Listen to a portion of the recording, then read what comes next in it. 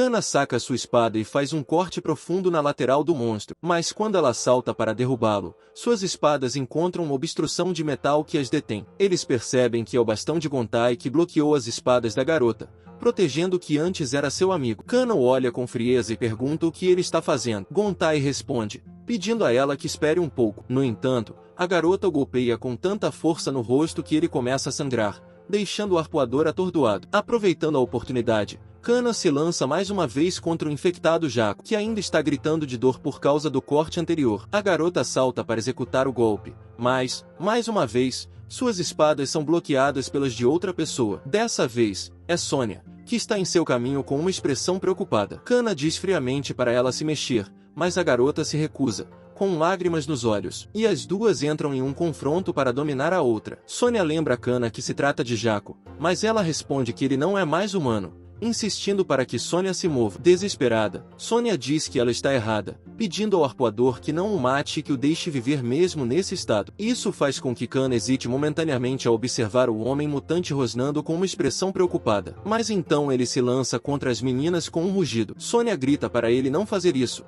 e Kana reage rapidamente, partindo o monstro ao meio com um giro rápido. Isso deixa Sônia em choque, com o rosto sem expressão, indicando que ele está morto. Naquele momento, ela se lembra de uma conversa que tiveram no passado. Ela perguntou ao chefe por que ele fazia tudo isso quando nem sequer era lucrativo, especialmente porque a filha deles já havia falecido. Mas o homem respondeu que era para quando ele a visse novamente na vida após a morte. Ele queria olhar em seus olhos e dizer a ela que nunca deixaria de pensar nela. E voltamos para ver o rosto do homem em uma poça de sangue, com todo o grupo olhando para seu corpo sem vida. Gontai ainda está em choque com o que acabou de testemunhar, assim como os outros, incapazes de dizer uma única palavra. Com o braço ainda sangrando da mordida, Sônia se aproxima e se ajoelha diante do amigo, chorando por ele, mas também desejando que ele possa ver sua filha novamente, e que ele deveria se orgulhar de si mesmo. Então ela fecha os olhos dele, deixando-o finalmente descansar. Isso faz com que Gontai também desmaie de tristeza. Taishi então volta seu olhar para o cadáver do prefeito e pergunta por que eles não se importam com sua morte. Mal responde que é porque aquele homem merecia morrer daquele jeito. Agora Kana retoma a liderança do grupo, instruindo-os a cuidar dos feridos para que possam seguir em frente e se encontrar com o protagonista e Noah. Vemos os sobreviventes esperando em silêncio na plataforma do ninho de Genod. Um deles murmura tristemente que não quer se tornar um monstro. Ele se levanta e diz que prefere morrer a se transformar em um,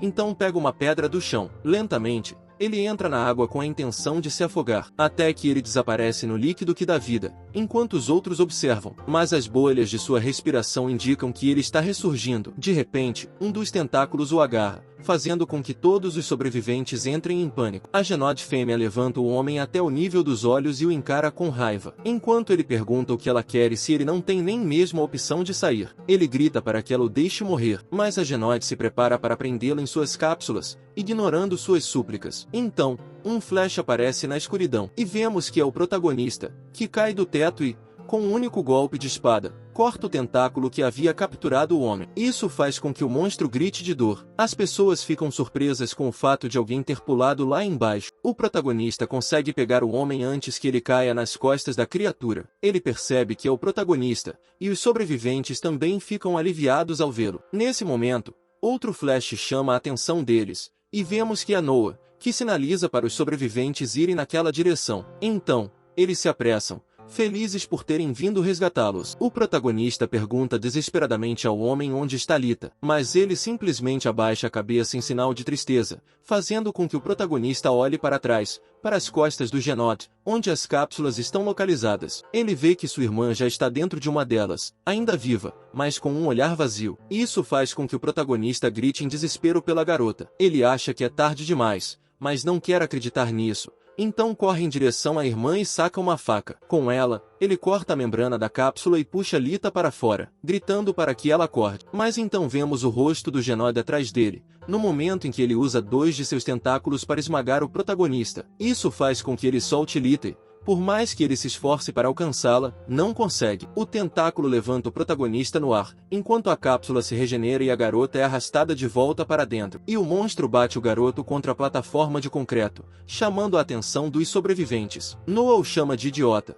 pois o avisou para não lutar sozinho. Apenas o braço do protagonista e sua espada ficam fora do tentáculo, sob o qual parece haver uma poça de sangue indicando sua morte. Mas então ele agarra o cabo de sua arma com força e, alimentado por sua raiva, consegue vencer o empurrão do tentáculo e se levantar, o que surpreende o monstro. Lá, o protagonista se lembra de imagens de sua irmã quando eram crianças. Com um olhar assassino, ele exige da fera o que diabos ela fez com sua irmãzinha. Então, com um golpe de sua espada, ele corta o tentáculo em pedaços. Assim que termina, outro tentáculo se prepara para atacá-lo por trás, mas o protagonista também o detecta e se vira para cortá-lo facilmente com um único golpe, gritando para o monstro que ele o matará. O protagonista se lança em direção a ele e salta para enfrentá-lo de frente. A fera tenta anular isso devorando-o com suas mandíbulas, mas o protagonista ativa o gás em sua espada e abre a boca do Genod pelo canto, primeiro com um corte horizontal e depois com um vertical, causando tanta dor à fera que ela acaba virando de lado. A fúria do protagonista ainda não acabou, e o Genod se prepara para contra-atacar com um rugido quando um monte de espinhos se encaixa em seu rosto,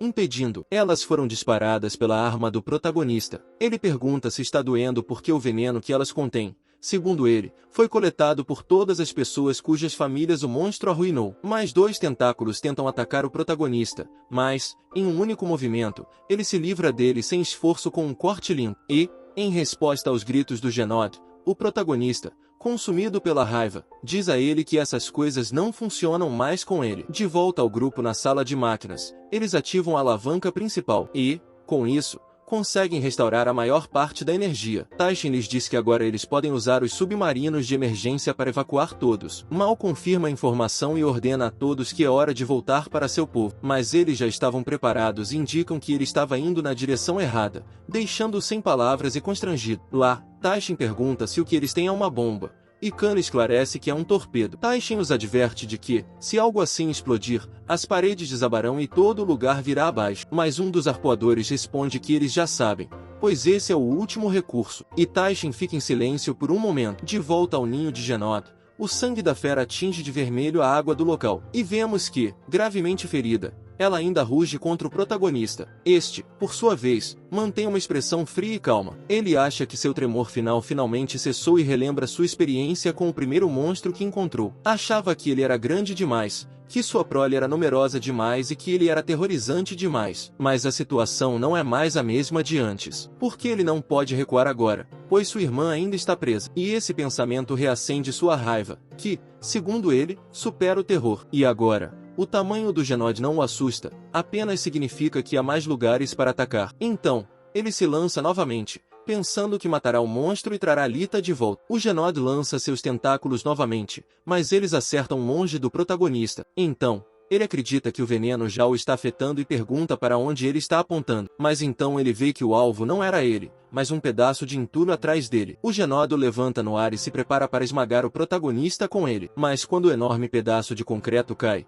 vemos que o protagonista está ileso e no ar. Ele aponta o arpão de sua espada e o dispara contra a fera, atingindo-a no pescoço e perfurando-a de um lado a outro. No entanto, isso não é tudo, e vemos que o protagonista começa a dar voltas em torno do pescoço, enrolando o cabo várias vezes, até que ele aterrissa nas costas e começa a retrair o cabo. Isso aperta tanto o pescoço do monstro que ele começa a sangrar. Mas isso não é suficiente. Então o protagonista coloca toda a sua força e maximiza o poder de sua arma, até que a carne não aguenta mais, e o pescoço do Genod é cortado em vários pedaços que caem na água. Com um grande respingo, a cabeça do monstro cai na água, espirrando nos sobreviventes. Quando o protagonista se prepara para acabar com o monstro, ele aterrissa como um meteoro no meio do corpo do monstro. Ele empala sua espada e usa a abertura para injetar o gás em seu interior. Isso faz com que o corpo enche com força até que o protagonista grite para que ele morra. E a massa de carne explode em uma explosão de vísceras e sangue. Os sobreviventes e Noah ficam sem palavras, e Noah fica surpreso com o fato de o protagonista ter derrotado o monstro sozinho. As pessoas começam a comemorar a morte do monstro e o fato de o protagonista tê-la salvado. Quando ele aparece andando de costas com Lita em seus braços, pedindo desculpas a ela por ter chegado tarde demais. Ele entra na água e pede que ela abra os olhos, dizendo que agora ele está lá, e as pessoas também se perguntam se foi tarde demais. O protagonista para em um pedaço de concreto e começa a chorar, dizendo que a culpa é dele e implorando para que a irmã se levante. De repente, a mão da garota se move,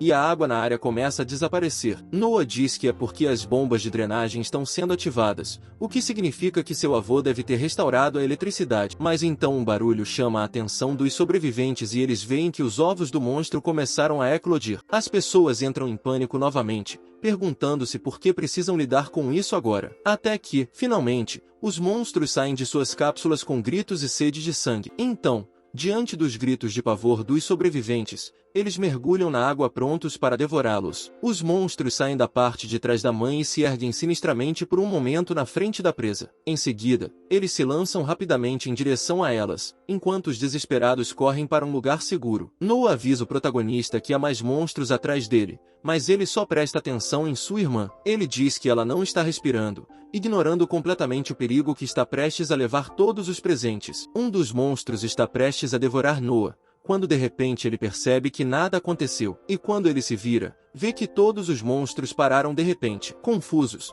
os sobreviventes se perguntam por que eles não estão se movendo. Então, o garoto olha de volta para o protagonista e vemos que a mão de Lita está levantada na direção deles. Isso anima o protagonista, que chama o nome da irmã, mas ela o ignora e se levanta com a mão na direção dos monstros. Estes permanecem imóveis diante da garota. Os passos do grupo de Cana se aproximam da área, e ela lhes diz que estão quase lá, com os pensamentos do protagonista e de Lita em sua mente. Mas quando eles saem do túnel, ficam atonitos com o mar de monstros imóveis diante da garota. Quando ela se vira, vemos que tem os mesmos olhos de monstro que Jaco tinha. Isso deixa o grupo paralisado, questionando-a. O grupo caminha em direção aos outros, surpreso por ter os monstros tão próximos, e mal pergunta o que está acontecendo. O protagonista sobe novamente no concreto e pergunta à irmã se ela está bem, mas ela não responde. Então o protagonista se aproxima e toca em seu ombro. No entanto, isso faz com que a garota caia em seus braços. Mais tarde, um submarino emerge dos destroços e começa a subir à superfície. Lá dentro,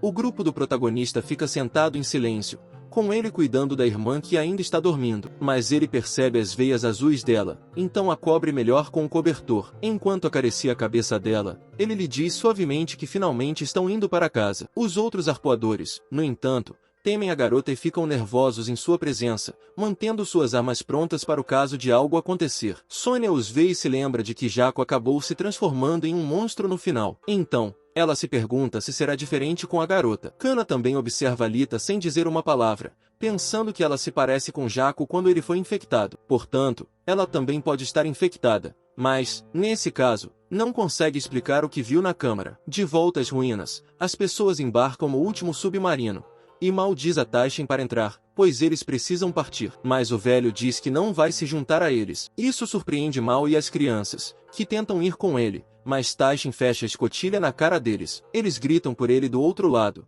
e o avô lhes diz que está velho demais para se adaptar a uma nova vida. Mas eles são jovens e devem seguir em frente, então ele pressiona o botão e o submarino dispara para o oceano. Deixado sozinho, Taishin pede desculpas por não poder ir com eles, mas, ao sacar sua arma, diz que um dia eles entenderão porque aquele lugar era tudo para ele, e as crianças devem ir para um lugar melhor do que esse. Nesse momento, nós os vemos dentro do submarino, quando de repente um barulho do lado de fora chama a atenção deles. A escotilha se abre e elas são recebidas pela luz deslumbrante do mundo exterior, enquanto seu avô as chama de as últimas crianças da cidade subterrânea de Marmata. Enquanto eles saem para ver o mundo exterior, ele lhes pede para não terem medo, para que possam continuar vivendo no novo mundo com as novas pessoas. Isso faz com que os dois chorem, pois é a primeira vez que veem o céu. De volta às ruínas, Taishin arrasta o torpedo até a área repleta de monstros. Entre eles, diz ele, estão seus amigos, irmãos, seu filho e até mesmo sua esposa, que Genod tirou dele. E ele diz que não se esqueceu nem por um segundo, pois seu ódio contra o monstro nunca parou. A única razão pela qual ele continuou a lutar foi para chegar a este momento. Então ele diz que isso é pelo seu povo. Enquanto grita para os monstros queimarem no inferno, ele puxa o gatilho do torpedo. Isso faz com que ele dispare e atinja um dos monstros, explodindo e carbonizando todos eles. Isso desencadeia o colapso da estrutura da câmara e ela começa a deixar entrar toda a água do lado de fora. Em segundos, as ruínas são inundadas por câmaras e túneis, carregando caixas de suprimentos e detritos para o exterior. De volta ao porto, um vigia avista os submarinos que acabaram de emergir, e a cidade inteira percebe que a equipe de resgate retornou. As pessoas correm para o porto para receber a equipe de resgate. Ao se aproximarem, Mal grita para eles que Genod está morto e que a aldeia está segura. Então, Todos comemoram e percebem que muitas das pessoas desaparecidas foram resgatadas. Eles correm para cumprimentá-los e há uma reunião emocionante, cheia de abraços e lágrimas. Kana observa tudo de longe, sorrindo ao ver toda a felicidade. No entanto, o protagonista atravessa a multidão com Lita nos braços, com uma expressão sombria e sem participar da comemoração. Um dos aldeões percebe isso e pergunta se Lita está bem. Sem se virar, ele simplesmente responde que ela está bem, apenas dormindo, e segue para sua casa. Outro aldeão sussurra a verdade para o garoto, que fica surpreso ao saber que ela está infectada. Sônia pergunta a Kana o que o protagonista planeja fazer, pois os rumores se espalharão imediatamente. Ela lembra do que aconteceu com Jaco, e que isso pode significar que toda a aldeia está em perigo, que Lita poderia destruir tudo, mas Kana apenas questiona se esse é realmente o caso. Enquanto Sônia fica intrigada com sua resposta, um barulho atrás delas chama a atenção de todos. Eles veem que são as grandes heranças, começando a emergir uma em massa em direção à superfície. Isso traz tanta alegria para todos que eles mal conseguem acreditar, inclusive Sônia. Mas então Kana diz a Sônia que não acha que Lita destruirá o lugar, porque ambas viram o que aconteceu,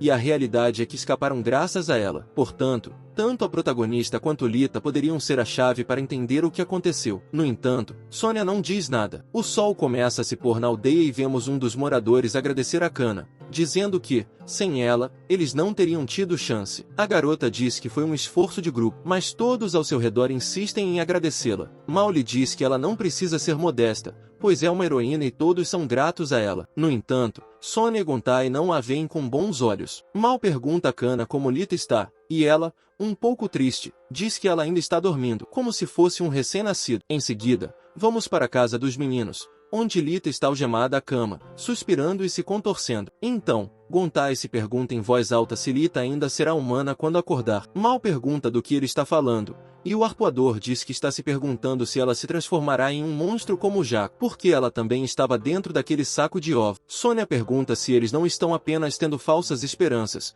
pois um monstro é um monstro. Mas Kana continua fria como sempre. Mal diz a Sônia que Kana não teve escolha a não ser matar Jaco, mas a garota diz que é exatamente a isso que ela está se referindo, batendo na mesa de Kana, e pergunta a ela o que fará quando Lita se tornar um monstro e se poderá matá-la também, fazendo com que ela levante o olhar com medo. Em seguida, voltamos para a casa dos meninos, onde o protagonista cuida de sua irmã com uma expressão sombria. Nesse momento, vemos o barco onde o protagonista e sua irmã viviam com o pai, e o protagonista caminha por ele, perguntando onde está Lita. Então, ele ouve alguns soluços que chamam sua atenção e, quando se vira, vê sua irmã mais nova chorando em um canto. Preocupado, o protagonista se aproxima dela, e a menina o lembra de que pediu a ele que não fosse embora. O protagonista começa a chorar e pede desculpas a ela, dizendo que não a deixará mais sozinha. Mas então ela se agarra a ele com força e, enquanto diz mais uma vez que pediu a ele que não a abandonasse, ela levanta a cabeça e ele a vê transformada em um monstro, atacando seu pescoço e mordendo. O protagonista então acorda e se pergunta o que foi aquilo,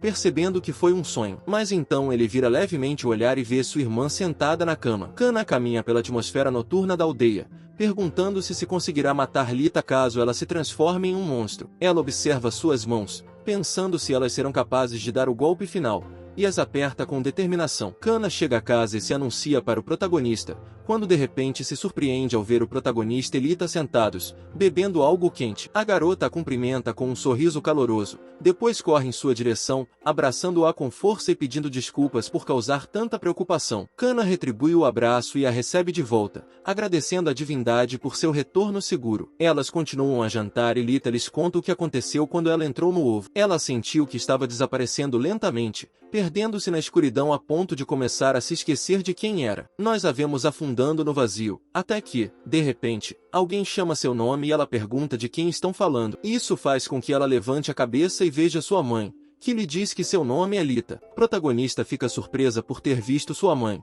e Lita admite que nunca tinha visto seu rosto antes, mas que realmente se sentia como ela, como se sua mãe a estivesse protegendo, apesar de ter morrido por causa dela. O protagonista lhe diz com firmeza para não dizer isso, afirmando que é mentira. Mas a garota acha que sua mãe morreu logo depois de lhe dar à luz, então ela teria sobrevivido se não fosse por ela. No entanto, ela interrompe seus pensamentos e dá uma mordida na comida, o que a surpreende e ela diz que o gosto é muito bom. Kana lhe diz que o dono do restaurante fez a comida para ela, então a garota ri e diz que está muito feliz por poder comer sua comida novamente. Isso traz muita alegria para Kana, que pede que ela continue comendo. O protagonista também acha que ela continua sendo a mesma Alita de sempre, pois está exatamente como antes, e agradece a sua divindade. Mais tarde, vemos a garota vomitar toda a comida na água. Ela se pergunta o que está acontecendo, dizendo que a comida estava nojenta. Ela olha para cima, sentindo-se tonta e com o estômago roncando, dizendo que está com muita fome. De repente, ela percebe alguns peixes nadando perto da margem. Com um golpe, ela pega um deles entre suas mãos. Lita o aproxima da boca,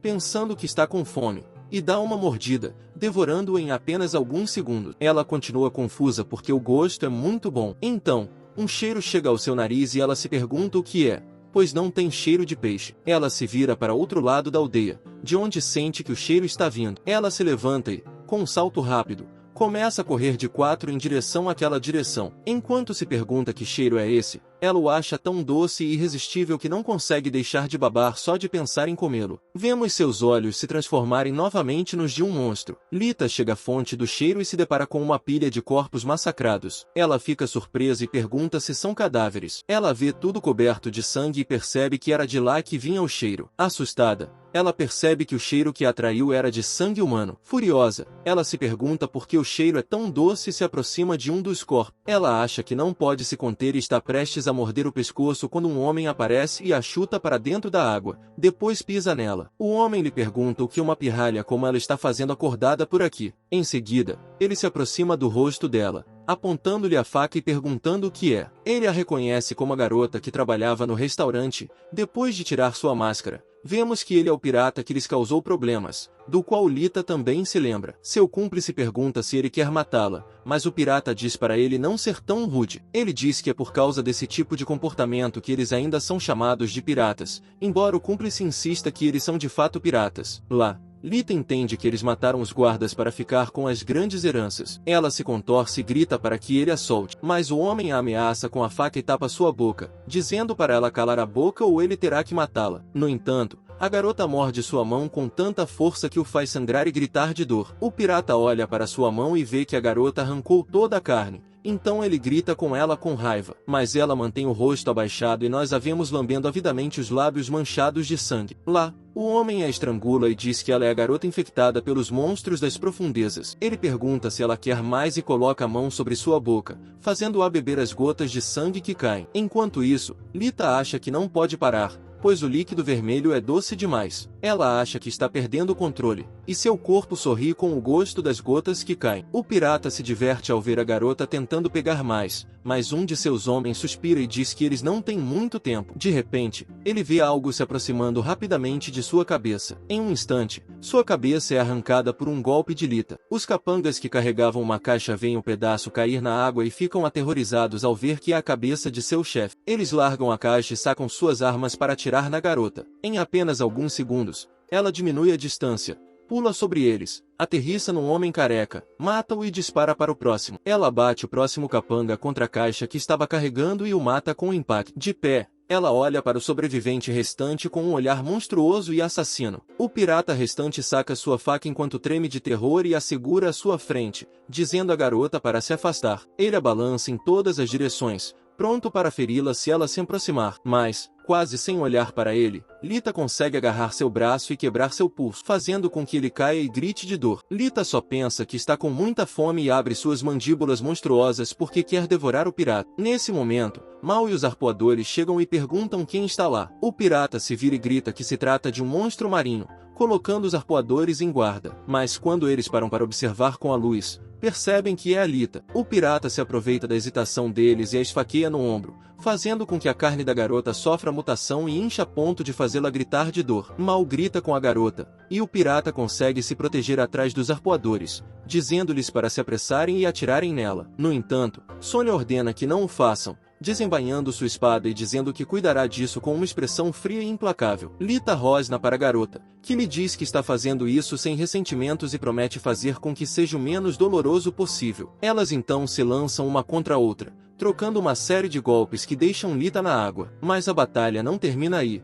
pois a garota se levanta com um salto. Sônia diz a ela para ficar quieta ou só vai piorar a execução. Ela esclarece que não tem escolha, pois não é humana, e promete ser rápida. Mas então o protagonista aparece e a impede. Sônia diz que é tarde demais e que não é mais sua irmã, mas o protagonista a ignora e pergunta a Lita se ela está ouvindo. Ela parece responder por um segundo, mas depois se lança contra o protagonista com a boca aberta. Ele não se mexe, apesar do aviso de Sônia. O garoto pega a irmã e a segura com força. Ele lhe diz que está tudo bem porque ele está lá, mas ela não ouve e morde seu ombro. Ela puxa com raiva, rasgando a pele dele, enquanto Sônia e os arpoadores observam preocupados. No entanto, o protagonista não demonstra nenhum sinal de dor e apenas diz à irmã que está bem, e que não a deixará sozinha, pois, afinal, eles são uma família e ele a apoiará. Com toda a calma do mundo, ele a abraça e pede que ela volte como sua irmãzinha. Então, a garota para, e nós a vemos mais uma vez submersa naquele abismo de escuridão, onde seu nome começa a chegar até ela. Como quando estava no ovo, ela pergunta quem a está chamando e quem é Lita. E, de repente, todas as lembranças, desde o momento em que ela nasceu até quando protegeu o garoto do tentáculo de Genod, começam a aparecer em sua mente. Então, ela se lembra de que Lita é seu nome, e sua carne mutante começa a sibilar e encolher, algo que Sônia e os arpoadores percebem, até que a garota volta ao normal, e lágrimas brotam em seus olhos, enquanto ela chora e pede desculpas ao protagonista, pois acredita que há algo errado com ela. Lá, Lita pensa que alguém como ela não deveria ter nascido, pois se não fosse por ela, sua mãe não teria morrido, e seu pai e o protagonista não teriam sofrido. Ela revela que sempre sentiu falta da mãe, e que amava tanto o pai e o irmão que se sentia incrivelmente culpada. Por isso, ela se esforçou muito para não ser odiada e para ser uma boa garota amada por todos. Mas agora que se transformou em um monstro, ela não sabe o que fazer. Ela chora, dizendo que é um monstro, mas o protagonista insiste que ela não é, porque ela sempre será sua irmãzinha. Lá, vemos Kana observando a cena de cima e pensa que não pode matar Lita, mesmo que ela seja um monstro. Então, ela começa a pensar se há uma maneira de Lita permanecer humana, e conclui que a única maneira de curá-la é procurar o Dr. Floyd, que está imune a Umbusa, porque ele é o único capaz de tratá-la. E ela decide que eles devem voltar para a nave cidade. No dia seguinte, ao amanhecer, vemos que o protagonista, Lita e Kana estão se preparando para deixar a aldeia. Mal pede ao arpoador que não vá, pois ela é a única pessoa que pode ser a chefe do Porto Oasis. Os aldeões lhe dizem o mesmo, pois não sabem o que fazer sem sua orientação. Mas ela lhes diz que uma pessoa sozinha não é suficiente para mudar aquele lugar, e argumenta que houve pessoas que lideraram a luta quando Genod atacou a aldeia, assim como houve aqueles que compartilharam sua comida e ajudaram uns aos outros. Então, na verdade, ela diz que já existem muitos grandes líderes lá. Mal quer insistir, mas o cozinheiro o impede e diz que eles já carregaram medicamentos e equipamentos das grandes heranças no navio. Então, ele agradece a todos por protegerem a aldeia e diz que eles usarão suas próprias mãos para torná-la um lugar melhor. Portanto, eles são bem-vindos para voltar quando quiserem. O protagonista expressa sua gratidão, e algumas crianças se aproximam de Lita para lhe dar flores como agradecimento por tê-la salvado. E ela se lembra de que foram elas que ela afastou para que Genod não as devorasse.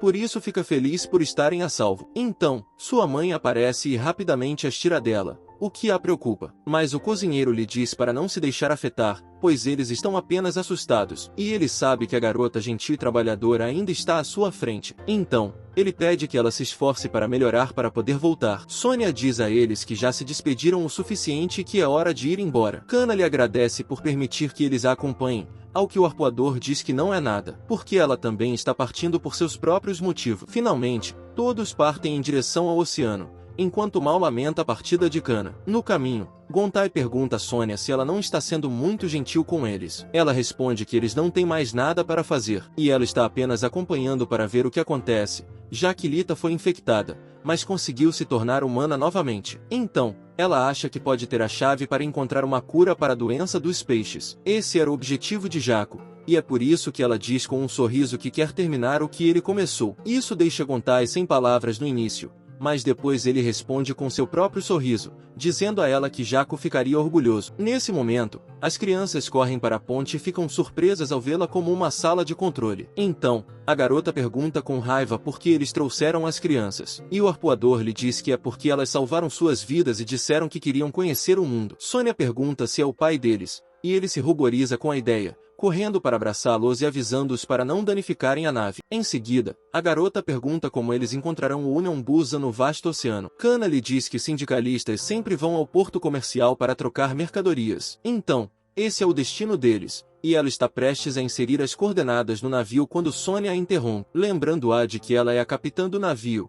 O que Kana aceita. Isso satisfaz a garota e ela permite que Kana insira as coordenadas. Ela sorri para ela e diz que sabe que ela é uma boa pessoa. Isso a faz sorrir, e vemos todos os personagens fazendo o mesmo. Enquanto o protagonista pensa que salvará Lita, não importa o que aconteça, para onde tenham de ir e custe o que custar. Depois de alguns dias, vamos para as duas enormes torres do porto comercial. É explicado que costumava ser uma grande organização composta por 5 grupos de edifício, mas depois que 3 deles desabaram devido a um tufão, sua influência foi significativamente reduzida. No entanto, continuou a ser usado como o principal centro de troca de mercadorias. Vemos a chegada do Union Busan ao porto comercial, que os comerciantes anunciam com entusiasmo. Eles se aproximam com seus barcos para oferecer seus produtos aos cidadãos da enorme cidade-navio, de motores e peixes secos a roupas. Os arpoadores da cidade dizem que não precisam de peixe e anunciam que só permitirão a entrada de pessoas que vendam roupas. O doutor Foi também está presente,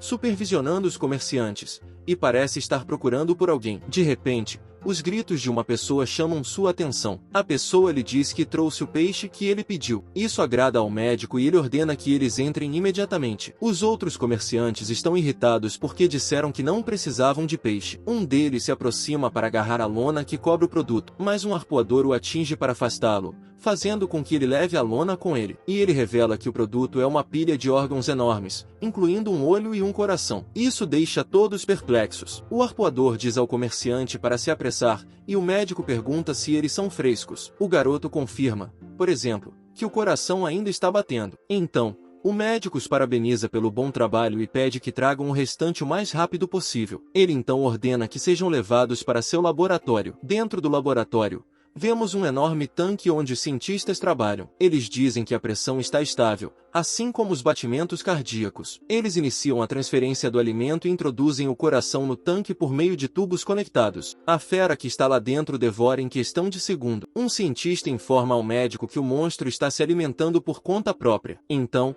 ele olha pela janela e diz que finalmente conseguiram. Do lado de fora, o grupo liderado pelo garoto que vendeu os órgãos se pergunta o que diabos eles planejam fazer com eles. Outra pessoa responde que não importa, desde que recebam o pagamento. O líder explica que eles estão trocando órgãos de monstros marinhos que não podem nem comer devido ao gás que contém. Portanto, é do interesse deles extrair dos clientes tudo o que eles valem. A frota de comerciantes retorna ao porto e anuncia que a Union Busan acabou de encomendar algumas roupas, então eles planejam trazer tudo o que tem. Lá, vemos alguns trabalhadores removendo órgãos de monstros marinhos. O líder diz à sua equipe para se apressar, pois eles precisam fazer pelo menos mais uma viagem antes do pôr do sol. De repente, alguém lhe diz que faz muito tempo que eles não se veem. E vemos que se trata do protagonista e de Kana, que diz que já faz pelo menos 6 anos. O líder suou de medo ao reconhecê-la. A garota observa a cidade-nave à distância e diz que eles partirão depois de 3 dias. O garoto diz que pensou que ela estava morta depois do desastre que causou em Union Busan. E então ela revela que eles precisam da ajuda dele para embarcar. O garoto pergunta por que ele deveria ajudá-los,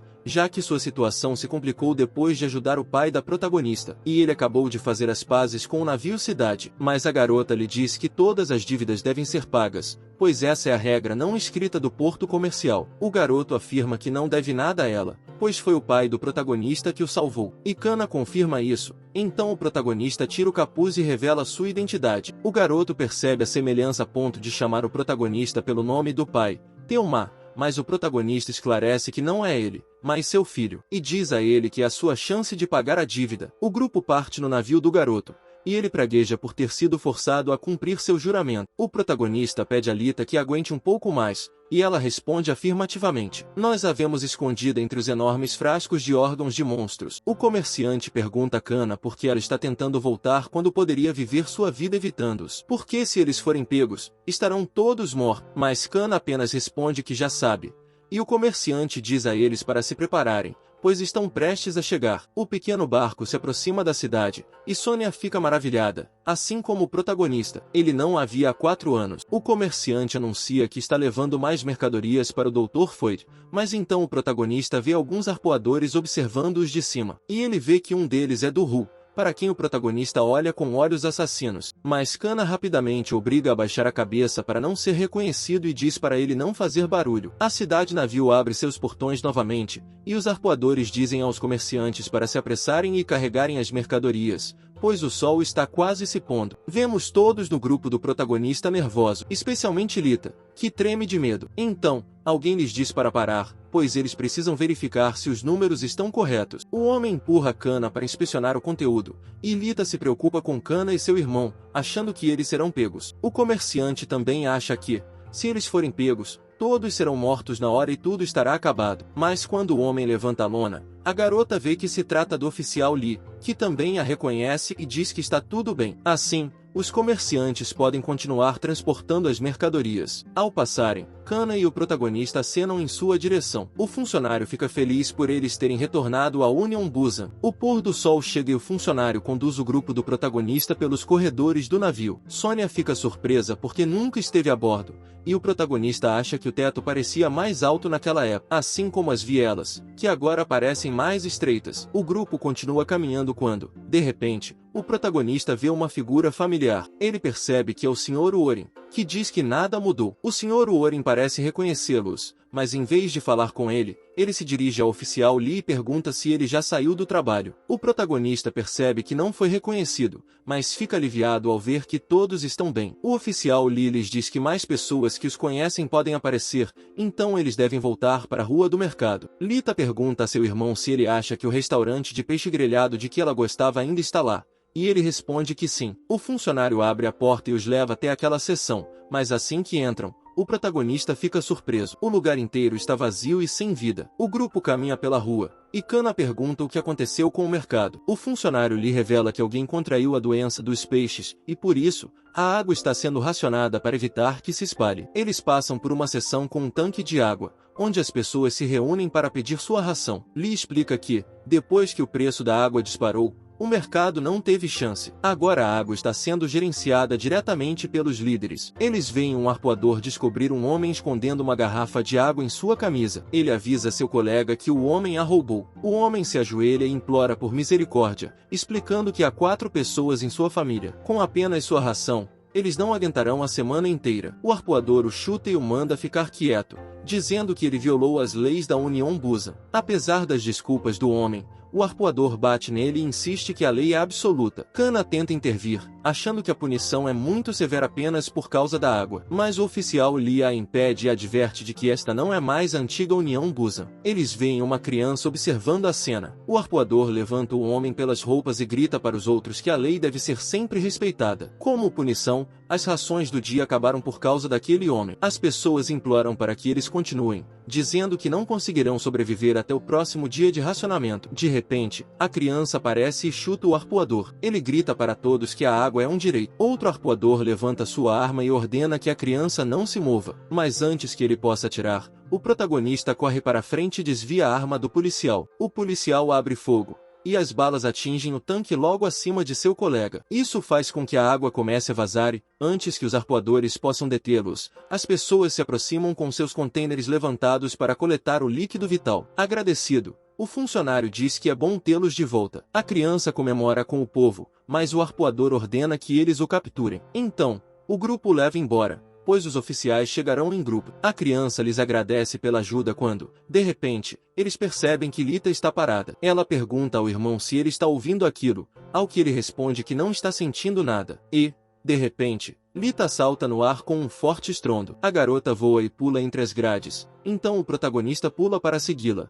e atrás dele estão as meninas. O grupo chega a um andar superior, mas quando se vira, não encontra Lita, até que o protagonista encontra um esgoto descoberto, que nos leva por um longo caminho entre os canos. No final dele, eles encontram Lita, que descobre o laboratório do doutor Foi e pergunta ao monstro dentro dela por que ele está tão irritado. Então, o doutor a vê e pergunta como ela chegou lá. Sônia sai de uma das escotilhas por onde Lita passou, e o grupo segue seu rastro até o laboratório, onde encontram várias cápsulas com espécimes de monstros marinhos. Kana pergunta que lugar é esse, pois até ela nunca esteve lá antes. O protagonista se pergunta para onde foi sua irmã, quando espia em uma esquina e a encontra na frente do Dr. Floyd. Embora não se vire para olhá-la, ele se surpreende com o fato de Kana ainda estar viva. Ele lhes diz que a garota é bastante fascinante, pois a mutação dos monstros está atacando todo o seu corpo, mas, apesar disso, ela é capaz de manter sua forma humana. Ele pergunta o que aconteceu com ela, já que há 2 mundos inteiros lutando dentro de seu corpo. Du-Ru se depara com a cena que o grupo do protagonista causou no tanque de água e pergunta aos seus subordinados quem fez isso. O oficial lhe diz que foram um homem e uma mulher mascarados, mas Du-Ru está furioso por tê-los deixado escapar e chuta o oficial contra o tanque,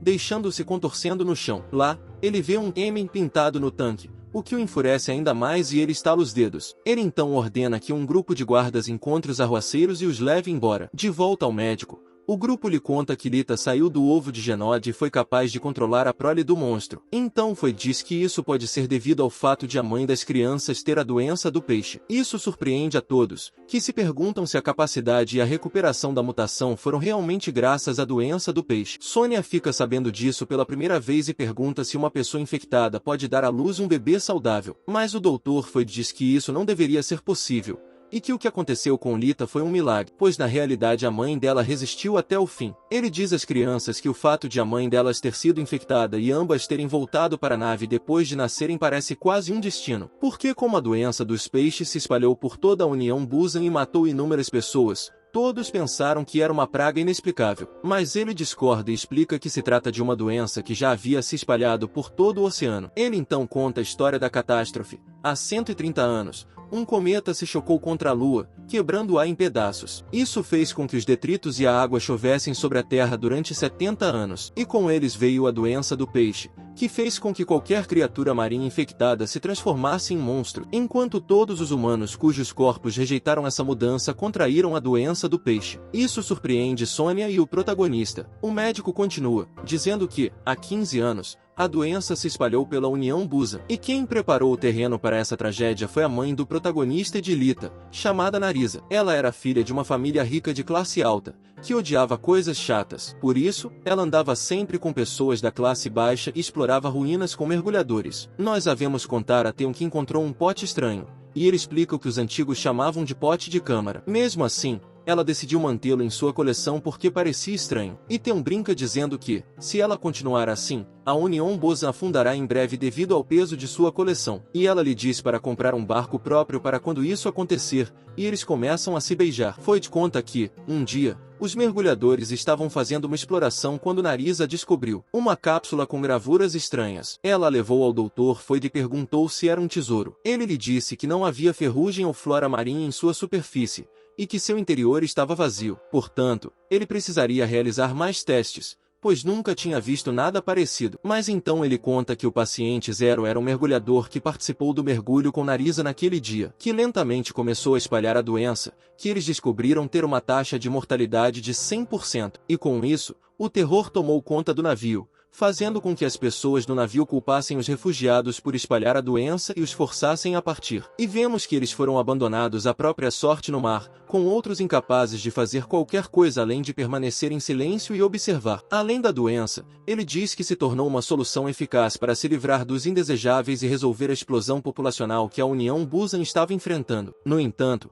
as pessoas começaram a perceber isso e tentaram se levantar para combater a mentira. Isso fez com que elas fossem reprimidas pelos arponeros, mas Theon não era de se deixar influenciar pelo medo das massas. Assim, ele parou do Ru e lutou pelos refugiados, iniciando uma resistência justa que salvou muitas vidas. Narisa pediu ao médico que contasse a verdade a todos, que os infectados faziam parte de sua equipe de mergulho, e que os números não estavam nem aumentando, então eles não deveriam estar fazendo tudo aquilo. Mas Floyd lhe disse com pesar que as classes altas já sabiam de tudo, que a doença não era uma praga, pois estavam buscando aquele massacre. Isso a fez chorar sem parar até que, de repente, ela viu que tinha as escamas da doença em sua pele. O médico conta que, devido à traição dela, o casal acabou deixando a União Busan, mas a doença do peixe continuaria a consumir Narisa, que vemos grávida. E o médico diz às crianças que ela não conseguiu sobreviver à mutação, mas de alguma forma conseguiu dar à luz os dois. Portanto, ele tem certeza de que ela passou algumas características para eles. E ele pergunta ao protagonista se ele já havia percebido que os dois eram diferentes. Então,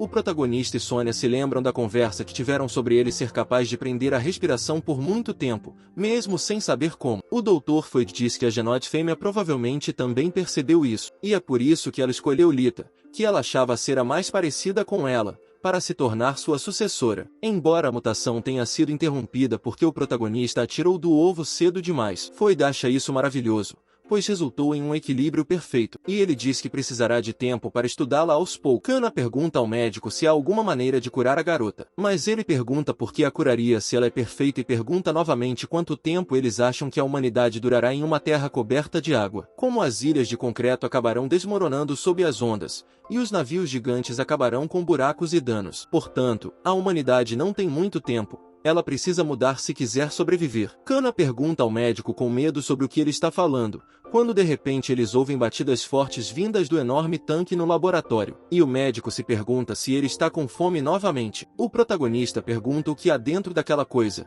e Freud diz para eles darem uma olhada. Mas antes que ele possa dar uma olhada, mandíbulas enormes atacam a janela. Elas acabam sendo de um tentáculo, que se retrai lentamente para revelar uma forma humanoide monstruosa. Lá, o protagonista diz que é algo que ele já viu antes e se pergunta onde. De repente, o monstro começa a assumir uma forma humana e, diante dos calafrios do protagonista, ele se transforma no rosto de seu pai. Então o protagonista diz que não pode ser, e, por trás disso, aparecem os enormes olhos do verdadeiro monstro. O Dr. Freud diz que isso é para salvar a humanidade. Mas então vemos o sorriso do monstro, e o protagonista reconhece que é Kentrassi, aquele que matou seu pai. Furioso, o protagonista pergunta ao médico por que ele trouxe Kentrassi de volta. Mas ele não responde diretamente, dizendo apenas que levou 4 anos para ele voltar a se alimentar sozinho e que ele é um espécime valioso. Kana diz que isso é muito perigoso e pede ao médico que pare, pois ele é um dos 7 demônios do oceano. Mas Freud insiste que os possíveis benefícios fazem com que vale a pena correr o risco, e Lita chegou exatamente quando eles precisavam dela. Kana esclarece que eles estão lá para transformar Lita de volta em humana, não para ajudar em seus experimentos monstruosos. Mas o médico pergunta se ela pode dizer que Lita não é humana só porque ela parece um pouco assustada. Ele se coloca atrás dela, colocando a mão em seu ombro, e pergunta à arpoadora como ela define o que é humano e o que não é. Porque se eles não se adaptarem ao novo planeta oceânico, o destino da humanidade será a extinção, assim como os dinossauros de antigamente. Portanto, a humanidade precisa evoluir. No entanto, Kana se coloca entre ele e a garota e diz para ele se afastar. O protagonista saca sua espada e diz que não pode deixar Kentrassi viver. Então, todos se armam e se preparam para matá-lo, quando Freud se dá conta de algo. De repente, toda a tropa de arpoadores aparece e diz às crianças para não se mexerem. Eles se viram e preparam suas armas, enquanto os arpoadores insistem que eles fiquem parados. O protagonista pergunta como eles sabiam que estavam ali. De repente, Freud aparece atrás dele e injeta algo em seu pescoço, enquanto lhe diz que essa é sua missão. Então, o protagonista cai no chão, deixando os outros perplexos. Então, o responsável aparece e diz ao médico que ele fez um bom trabalho, e cumprimenta Kana, mencionando que faz muito tempo que ele não a vê. O homem é Bang Beck, capitão do Union Busan, que Kana reconhece. Ele pede que baixem as espadas, explicando que está ali para conversar, o que Kana duvida. Mas o capitão lhe diz que ouviu tudo o que eles disseram sobre querer curar Lita por meio de um microfone no laboratório. E ele diz que eles podem fazer isso por ela, desde que ela coopere com eles. Ele acredita que o diálogo é a melhor maneira de resolver tais conflitos, então Kana concorda em ouvir suas condições. E o capitão ordena que seus arpoadores baixem as armas, e que escoltem os convidados para dentro. Momentos depois, Kana e o capitão saem para conversar. Ele menciona que o navio é impressionante, pois os protegeu de ficarem submersos por mais de um século. Kana permanece em silêncio. Então, o capitão acrescenta que até mesmo um navio de aço como aquele pode afundar em um instante se o sistema entrar em colapso. Ele pede que ela olhe para cima. Então Kana levanta o olhar e vê a marca de um M. Ele lhe diz que o espírito de Teumai está retornando aos conveses inferiores, e que houve 3 distúrbios apenas nesta semana. Kana lembra de que eles não são arruaceiros, apenas pessoas que querem beber água. Mas o capitão lhe diz que a segregação não pode ser evitada e que os recursos do navio não podem ser compartilhados igualmente entre todos. Kana diz que não o ajudará a reprimir as pessoas, mas o capitão lhe diz que não a quer para isso. Ele quer que ela faça o que lhe cabe, para se tornar uma arpoadora novamente, uma heroína que mata monstros marinhos e salva pessoas. Confusa, Kana pergunta o que ele quer dizer, e o capitão responde que eles não podem dar recursos às pessoas, mas podem dar esperança. Como a esperança não tem preço, o que surpreende e perturba a garota. O capitão lhe diz que ela é perfeita para esse papel. Uma refugiada que se tornou um membro proeminente dos arpoadores. Portanto, ela é o modelo perfeito para mostrar aos decks inferiores a esperança que pode substituir sua insatisfação. Kana inicialmente se recusa, mas o capitão pergunta se o que ela queria era curar Lita. Ele lhe diz que eles têm investido uma quantia significativa de dinheiro na pesquisa da doença do peixe do Dr. Foyt. Portanto, se alguém pode curá-la, é ele. Kana sabe disso, e é por isso que ela voltou. E ele diz que eles lhe darão tudo o que o navio tem, de dinheiro a informações, para curar Lita. Ele estende a mão para Kana, pedindo que ela escolha entre pegar sua mão ou rejeitá-la. A madrugada chega ao navio, e o protagonista abre os olhos em um quarto muito espaçoso e luxuoso. Ele fica surpreso com isso e se pergunta o que aconteceu, quando, de repente, um velho mordomo lhe deseja bom dia. O protagonista pergunta onde ele está, e o homem responde que está no convés mais alto do navio, e o recebe em casa. Isso confunde o protagonista, que se veste e se pergunta se aquilo é uma casa. O mordomo leva para outro cômodo, onde ele encontra Sonia, Gontai, Noah e Ling. Eles ficam felizes em vê-lo e dizem que ele está bonito. Ele imediatamente procura sua irmã e pergunta onde ela está. Então, o mordomo abre a porta e sinaliza para a moça que está na hora. Lita também entra, vestida com roupas novas, o que faz Sonia corar porque ela está muito bonita. O mordomo também está muito feliz e diz que é como ver Narisa novamente em carne e osso. Lita pergunta se ele está se referindo à mãe dela, e o mordomo diz que está muito feliz por ter podido servir o protagonista e ela novamente. Ele se apresenta como o mordomo da casa e explica que ambos são descendentes da 27ª geração do renomado clã Suvona. Esse clã administrava um enorme conglomerado de alimentos antes da submersão e é uma das 10 grandes famílias da União Busa. Eles também eram responsáveis pelas instalações de produção de alimentos nesse navio. Sonia repreende o protagonista por se esconder quando ele era tão rico,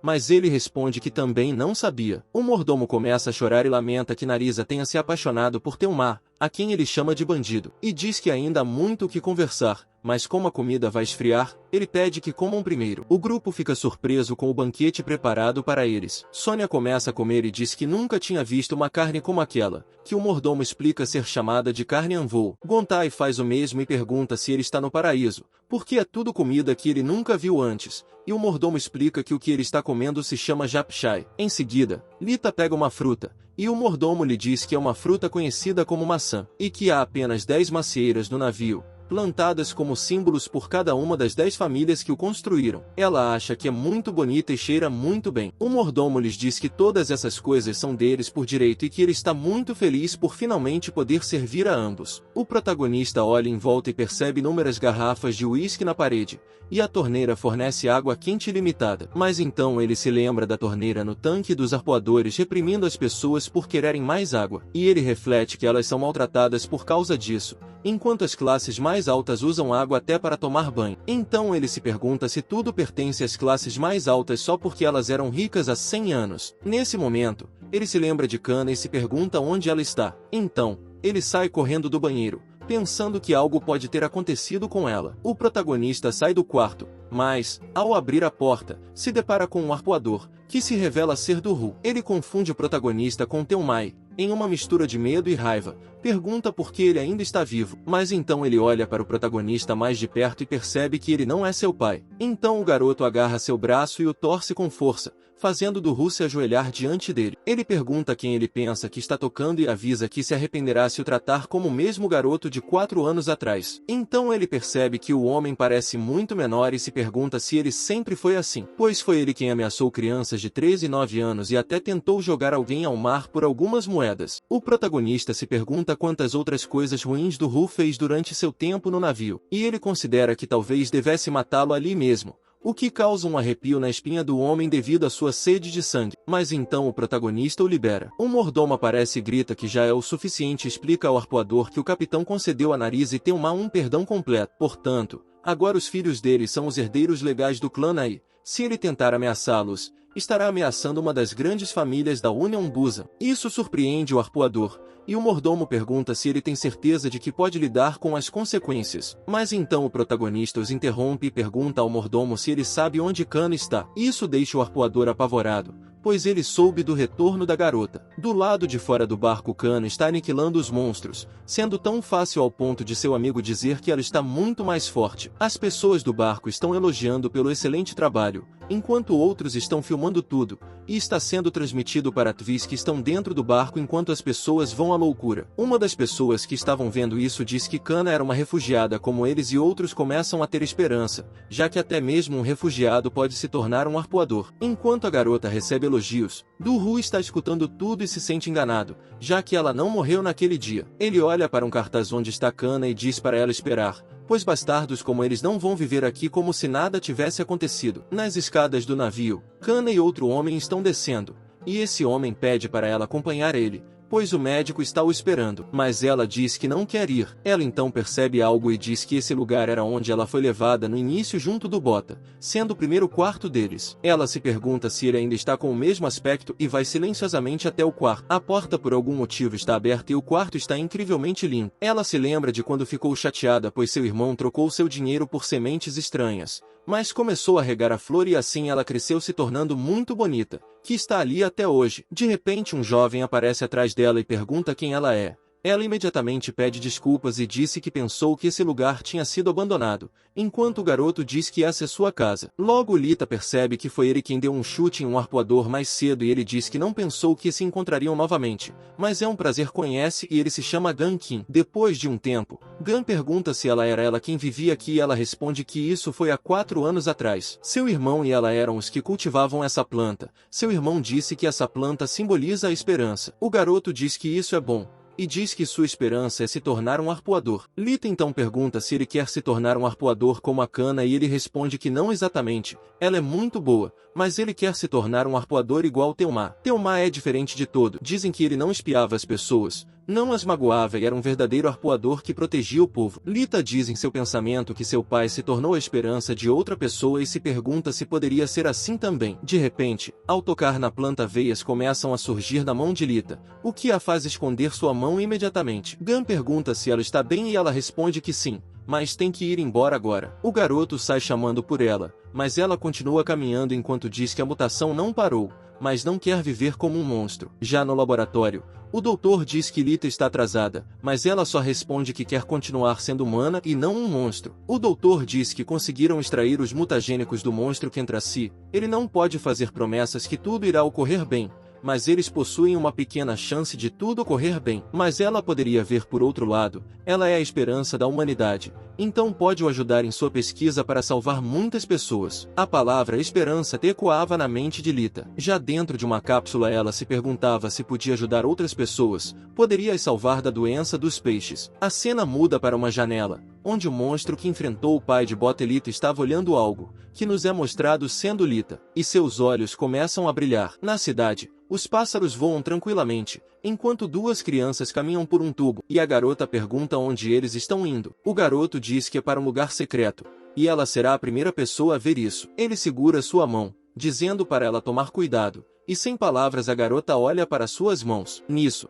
vemos o garoto com uma garrafa extraindo as gotas que caem do cano, e a garota pergunta se isso é bebível. Olhando para cima, ele diz que é um dos canos de água que leva até o convés superior. Feliz, ele diz que vai dar isso para o Sr. Kim e sua esposa que tiveram um bebê recentemente. Aparentemente orgulhosa, ela diz que Gan é um garoto muito legal. Um tempo se passa, e eles estão apenas admirando a paisagem. Eles dizem que isso é muito bonito. Já na casa de Kim, Gan está entregando a garrafa com água para o homem. O Sr. Kim não sabe como agradecer, mas o menino diz para não mencionar isso. Gan, agora brincando com o bebê, diz para ele crescer forte e saudável e o bebê sorri. Nisso, o garoto continua espalhando sua bondade ajudando crianças e idosos. Uma lembrança aparece na mente da garota, onde Gan está dizendo que esperança é uma palavra muito poderosa, e quer ser o arpoador que espalha esperança para os outros. E ela conclui que essa é a esperança que ele espalha. Olhando para o garoto, ela diz que ele vai se tornar um grande arpoador e sabe que ele conseguirá. Mas obviamente, ele já sabe disso. Após isso, ela diz que quer lhe mostrar algo também,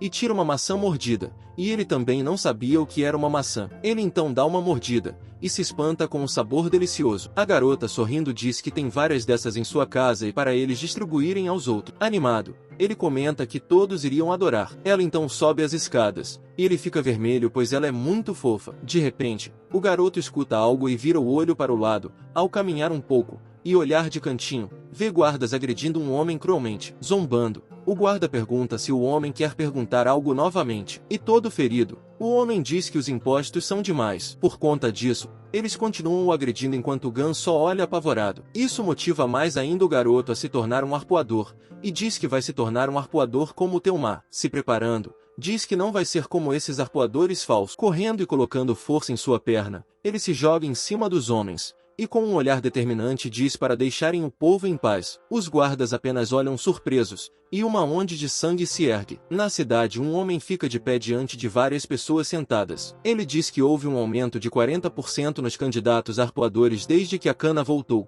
tendo uma diminuição de 30% de tumulto. Com isso, o homem diz que isso é ótimo, e quer que a atuação da cana seja dobrada. Nisso, outro homem pergunta quanto aos fundos de reparos para todos os danos que os desordeiros causaram. Ao seu lado, o homem diz que vão aumentar os impostos. Aparentemente, todos concordam com essa decisão. Outro membro da política repara que tem um assento disponível, e diz que ouviu dizer que há um sucessor da família no navio. Se perguntando se é o Bota, ele diz que não o vê aqui. O velho comenta que esse garoto é sortudo por ter passado para ele a fortuna da família mas ele ainda é apenas só uma rifa. Por mais que ele esteja ausente, eles irão continuar a reunião pois o garoto é o acionista mais baixo desse lugar. De volta aos candidatos arpoadores, vemos que são muitos. Cana e o garoto caminham entre eles, que chama sua atenção. Ao olhar para o lado, ela vê Bota, que está olhando seriamente para ela. Em um lugar mais conservado, a mulher pergunta ao Bota se ele quer se tornar um arpoador, ao que ele responde que sim. A garota diz que não pode permitir isso,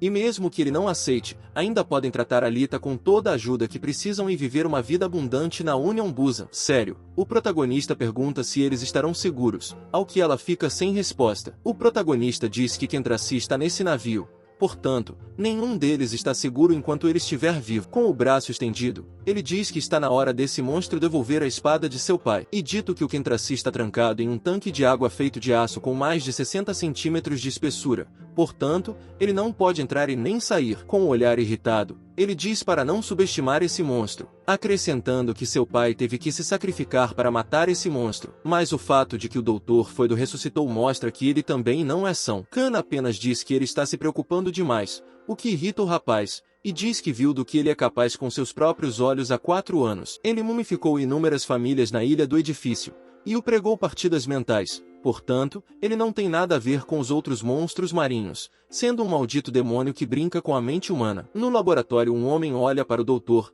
e diz para dar o dia por encerrado, ao que o doutor só virá a mão. Saindo, o funcionário pergunta se ele está passando a noite de novo, tendo muita dedicação. Muitos corpos sem vida aparecem no chão, e logo vemos o doutor mexendo em uma máquina, com um cabo que liga a sua cintura. Por fim, vemos um rosto melequento, aparentemente um monstro. O monstro humanoide começou a apertar vários comandos aleatoriamente e tirou à força cabos de energia, o que fez vários aparelhos do barco entrarem em colapso. Em uma mudança de cena, um cientista estava tirando suas roupas, até que o doutor que estava ao seu lado perguntou se ele estava voltando para casa agora. O homem surpreso pergunta se ele não estava dentro do laboratório agora mesmo. Sinais de emergência começam a tocar desesperadamente. O homem se pergunta o que estava acontecendo e o cientista diz para irem para o laboratório. Ao chegarem, o laboratório está cheio de fumaça e eles avistam um tentáculo, o que deixa o doutor muito surpreso. Ao olhar mais de perto, ele vê uma versão sua que o monstro havia criado. Apressadamente ele pediu que o outro cortasse a energia. O mesmo foi fazer o que lhe foi pedido, mas o monstro o esmagou contra a parede. Em seguida ele o puxou para o alto e jogou dentro do objeto que servia para alimentar o monstro. Desesperadamente o doutor tentou impedir, mas o ferro que segurava o tubo se rompeu, levantando o doutor e depois o jogando contra o chão. Ao se levantar com muita dor, ele vê que o tanque está quebrando. A tranca dele havia sido quebrada e um monstro assustador agora havia se soltado, mas o cientista apenas dizia que isso era fenomenal. O vídeo chegou ao fim, pessoal. Quem quiser uma continuação comenta aí. E não esqueça de deixar o like e se inscrever no canal. Até o próximo vídeo.